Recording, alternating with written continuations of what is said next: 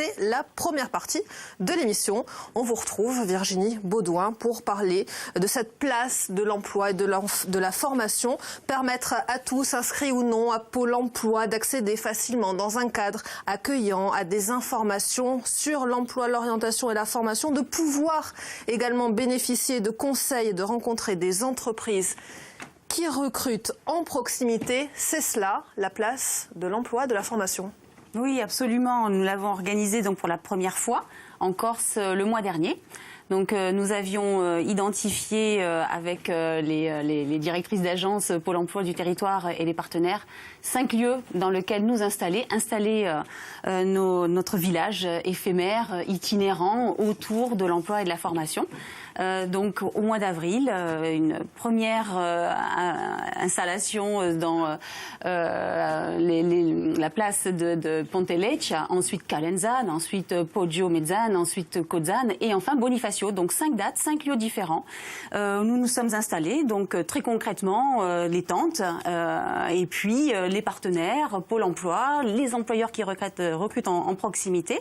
Et puis nous avons donc proposé des informations sur la formation, sur l'emploi. Les employeurs étaient présents également pour recruter en proximité. Des informations également autour de la création d'entreprises, des informations sur l'orientation professionnelle.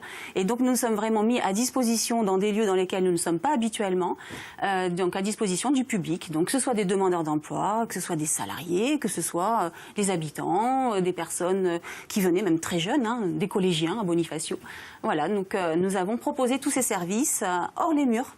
Est-ce que des personnes qui étaient en recherche d'un emploi ont pu trouver un emploi grâce à ces rendez-vous à travers la Corse? Alors, on a eu des personnes qui ont trouvé un emploi le jour même. Ah oui. Alors même, on a eu une expérience sur Calenzane, par exemple. Un restaurateur nous a vu installer nos tentes le matin, est arrivé à la rencontre des équipes en disant mais moi je recrute un cuisinier, donc est-ce que vous pouvez m'envoyer du monde? L'après-midi, on a trouvé, on a fait la rencontre d'une personne qui s'est présentée sur la place de l'emploi et de la formation avec son CV et qui cherchait un emploi.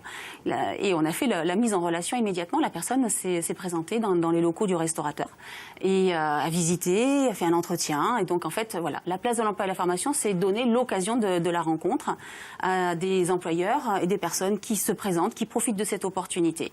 Donc là, c'est pour de l'emploi, mais il y avait également d'autres expériences où des personnes se sont présentées spontanément et ont pu rencontrer, par exemple, à Cozzane, autour d'un projet de création d'entreprise, une personne qui a, j'allais dire, poussé les portes, mais non, justement, on était dans un espace ouvert, sans porte, où la personne est venue avec son projet de création d'entreprise et a pu rencontrer Pôle emploi, bien sûr, mais également la Chambre de commerce et d'industrie, la Chambre des métiers d'artisanat qui était présente. Tout le monde était présent sur place et donc, en un temps très limité, la personne a pu avoir des informations, donc un gain de temps pour cette personne. Est-ce que c'est important pour Pôle emploi de vous déplacer hors les murs, voilà, d'aller à la rencontre de ces personnes qui recherchent notamment un emploi?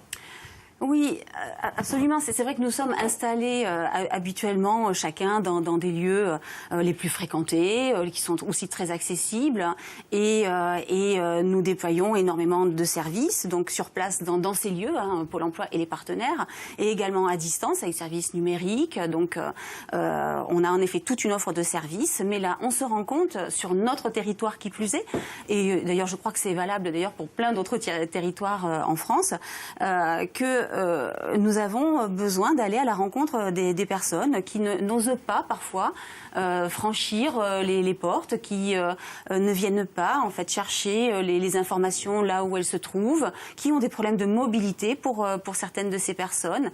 Et donc je pense que c'est très important qu'on développe ce qu'on appelle maintenant l'aller vers et qu'on vienne proposer nous aussi des services et trouver une relation qui prend une autre forme que celle plus traditionnelle que l'on retrouve dans les locaux dans lesquels nous sommes habituellement installés les uns et les autres.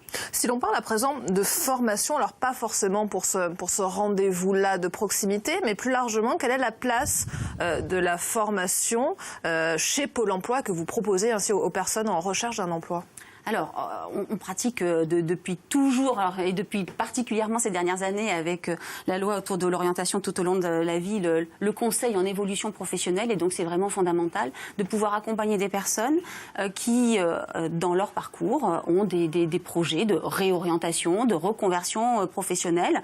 Et donc, c'est très important pour Pôle emploi de travailler avec tout son environnement autour de la formation, de manière à pouvoir proposer des ajustements de parcours, des formations à disposition, des formations également qui peuvent prendre des formes très différentes, soit avec des organismes de formation et de plus en plus la formation également au sein des entreprises, avec des modalités d'accompagnement spécifiques qui permettent aux entreprises aussi de devenir également les formateurs de leurs salariés et de pouvoir proposer des formations qui sont parfaitement adaptées à leurs besoins de recrutement. Donc oui, la formation, c'est vraiment central dans notre offre de services. Dans les Échos, on pouvait lire avec un taux de chômage tombé à 6,5% en zone euro et toujours une forte dynamique de création d'emplois. Le marché du travail européen se porte bien, une configuration surprenante dans un contexte de faible croissance. Est-ce que la Corse se situe dans cette moyenne européenne? Ah oui, autour de 6%. Nous avons un des taux de chômage parmi les plus bas. Sur notre territoire. Et donc, en effet, on rencontre maintenant la contrepartie, des difficultés en fait pour pouvoir proposer aux employeurs qui sont nombreux à nous confier leurs offres des profils qui sont adaptés à leurs besoins. Donc oui, en effet, c'est une configuration un peu inédite et de plus en plus, qui nécessite de notre part des aménagements de plus en plus importants sur les modalités de recrutement, de manière à pouvoir aller trouver les publics, les personnes qui sont prêts pour pouvoir satisfaire les besoins en recrutement des entreprises. Et nous avons en effet beaucoup d'offres qui nous sont confiées par des employeurs. Donc, et aujourd'hui, quels sont les secteurs qui recrutent le plus en Corse ? Alors, traditionnellement, puisque notre territoire est très fortement marqué par la saisonnalité, la saison touristique a démarré, on en parlait un petit peu en introduction,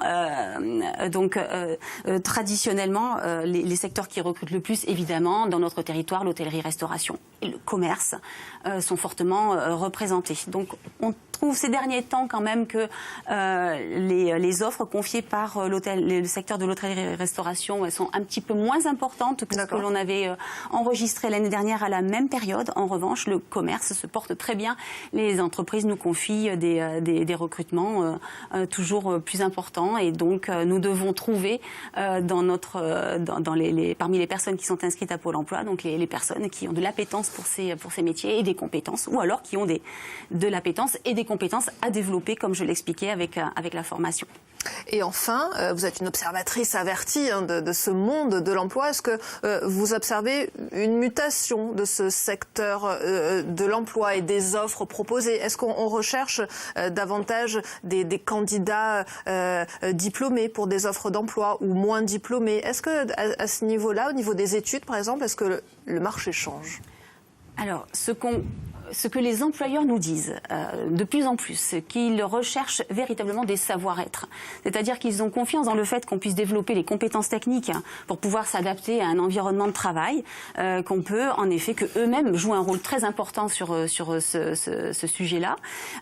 Et ils recherchent de plus en plus des personnes qui ont envie, qui témoigngnent leur motivation, qui sont créatifs, qui, alors plus basiquement aussi, qui arrivent à l'heure, qui montrent en fait des savoir-faire qui vont permettre en effet à l'entreprise de se développer. Les compétences techniques, on peut les apprendre, on peut les acquérir, et l'entreprise a un rôle très important là-dedans. Les savoir-être, en effet, pour eux, c'est une attente en plus et de plus en plus déterminante. Donc il y a une vraie évolution de cette manière. Et par contre, ce que je voulais dire aussi sur l'évolution du marché du travail, c'est que sur notre territoire, où j'ai dit qu'il était très fortement marqué par la saisonnalité, c'est que les entreprises déposent de plus en plus d'offres durables.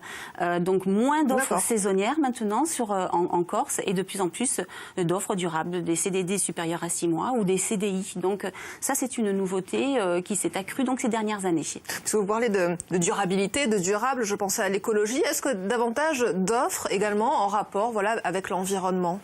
Est-ce que la Corse se situe un peu dans cette tendance verte ou pas? Alors, on avait par exemple hier le club Les Entreprises s'engagent, qui s'est réuni avec des entreprises qui témoignent leur souhait de s'inscrire dans ce mouvement RSE, développement durable, notamment, également l'inclusion.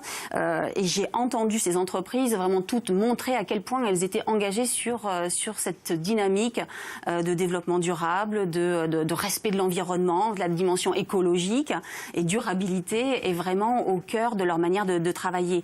Est-ce que ça se traduit encore par des emplois adaptés? Oui, il y a certains secteurs dans lesquels on observe un verdissement des emplois, mais en tout cas, on voit bien que ça fait partie des préoccupations très fortes des entreprises, et bien sûr, notre territoire n'échappe pas du tout à ce mouvement.